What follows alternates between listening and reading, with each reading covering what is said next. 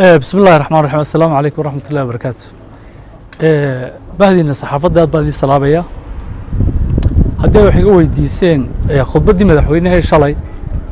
Horta marka ugu horeysa madaxweynaha khudbadiisii waxaan anigu oran karaa malabka daayay. Aad bay wanaagsanayd laakiin nin baa waxa la yiri hooyadii baa dhimatay. Dabeedna aaskii buu ka soo gaari waayay. kolkii aaskii laga soo dareeray oo soo noqday ayuu war islaantii si fiican loo aas dabad waxa lagu yiri hadduu axanku raaco macnaha waxa weeye haddaad si fiican u xanto aaskeedina waa ma sha Allah marka waxaan uga jeedaa madaxweynuhu khudbadiisii way wanaagsanayd laakiin inay hadal u noqoto laba baahnee waa inuu ficil raaca oo xukuumad fulinaysa hawlaha iyo khudbada madaxweynaha waa in la helaa oo aanay noqonin wax af laga yidhiyo qura waxaan kale ka hadli lahaa dhinaca brotokolka madaxweynaha waxaan arkay rag xilal hore hayn jiray wasiiraa oo mar wal oo kastaba madaxweynaha doonaya inaanay wasiiradu ka xigin oo garbinaya oo aad brotokolad xuna oo ay tahay madaxweyne dadka aan xilalka haynin ee ku barbaryaacaya de nidaamka xukuumadeed kuma wanaagsanee protocol wanaagsan oo wasiirkaaga haddii anigoo aan xil haynin aan garbiyo aan doonayo inaan adiga kugu xigo dee dhinaca protocolka aad buu khaldan yahay bal dhinacaana iska hagaaji dhinaca sicir bararka xukuumaddu waynu ognahay oo qodobay soo saartay hase yeeshee khaladaad badan baa jira khaladaadkaas waxa weeye marka dee cadaalad wax u naqayso waxa weeyaan xukuumaddu khalad bay leedahay xagga sixir bararka shirkaduhuna khalad bay leeyihiin ganacsataduna khalad bay leeyihiin laakiin xukuumaddii shirkad keliya ayay khalad ka saarto waxay tidhi kulli fidna cinda geel waxaasoo khalada saad baa wataa saadka waxaynu ognahay dhowr iyo 10 sano u dambeeyey dalka uu ka shaqaynayay dollarkuna عادي بو هايو 6500 6700 بو كعيار جير marka waxa qurux badan weyn ogno waa runo khalad xagga telesom-tana wuu jiraa shirkad kale wuu jiraa inay xukuumaddu khaladkeeda qirato oo iyaduna ay lacag fara badan oo aan serial number lahayn oo suuqa la soo galiyay xukuumaddu u dambeysay the last 3 years u dambeeyay oo Somaliland shilina ayaa jira xukuumadduna ama banka dhaxana wali may oranin anaguna maanta $50,000 baan suuqa gelinayna si sixirku u jabo waxaynu ognahay stock market keena haddaynu eegno Hargeysa waa caasimadii uma malaynayo maalintii sariflayaashu wax $50,000 ka badan in lagu kala sarifto yani waa lacag aad iyo aad u yar haddii xisaabiso nin kasta oo sariflaaka ugu badan waxaan aaminsanahay $500 isku celcelin bishii inuu maalin kasta sarifo iyo wax ka yar walacagaad u tirayr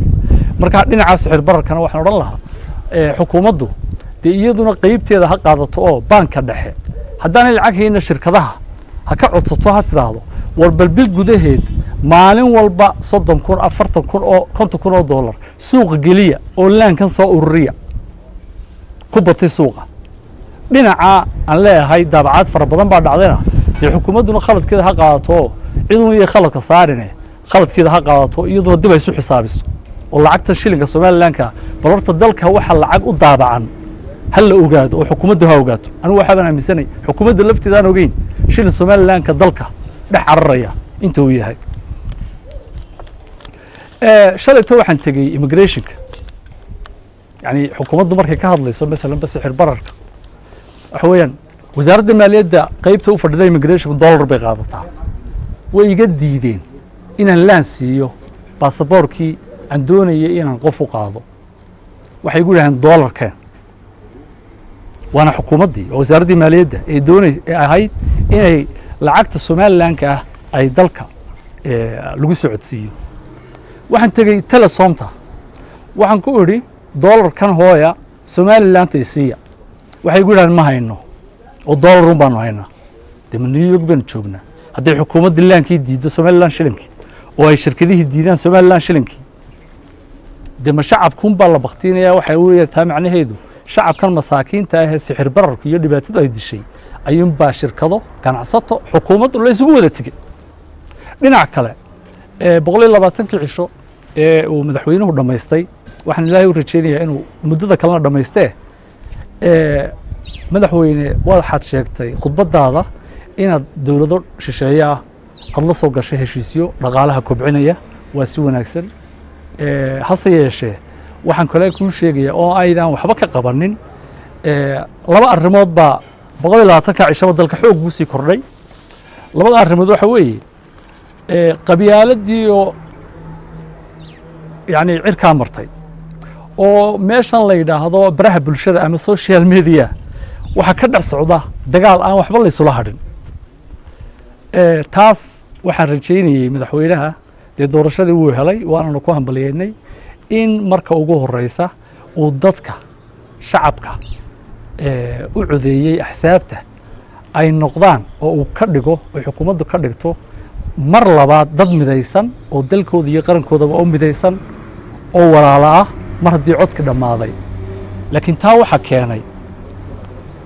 cadaaladii markii ugu horreysay uu madaxweynuhu sheegay ee uu yidhi weliba dhinac ayaan ku jiifsanaya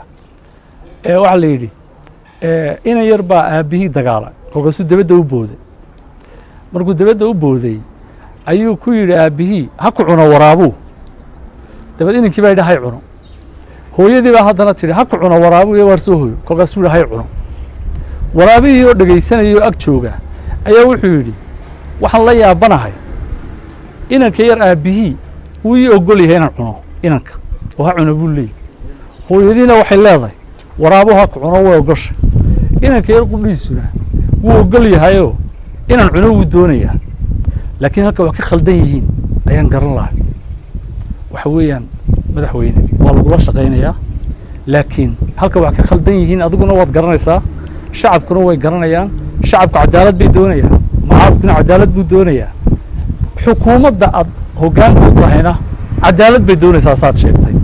laakiin halkay wax ka khaldan yihiin waa halka waraabahaasi halkay wax ka khaldan yihiin mar hadday saddexduba doonayaan inanka yare in waraabuu cuno shacabka iyo mucaaradka iyo xukuumadduna ay doonaysa cadaalad halkay wax ka khaldan yihiin ayaa la rabaa inaad saxdo